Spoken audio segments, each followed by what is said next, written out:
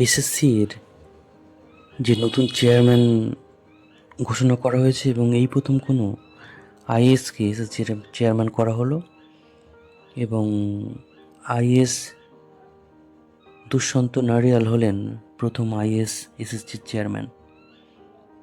এবং মুখ্যমন্ত্রী সমাজ মাধ্যমে জানিয়েছেন যে ইউপিএসসির ধাঁচে এসএসসিকে স্বচ্ছ এবং দুর্নীতিমুক্ত করতেই এই প্রথম কোনো একজন আমলাকে এই দায়িত্ব দেওয়া হয়েছে।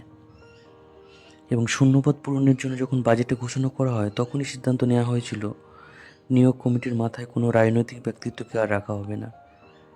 এবং এই সিদ্ধান্তের বলেই যে আইএএস দুষ্যন্ত নারিয়ালকে এসএসসি চেয়ারম্যান করা হয়েছে।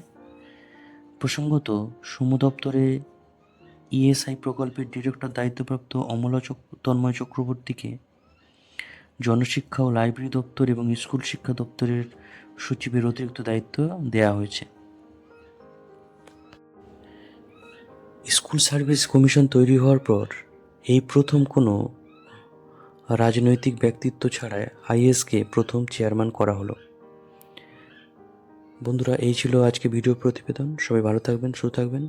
নমস্কার, ধন্যবাদ।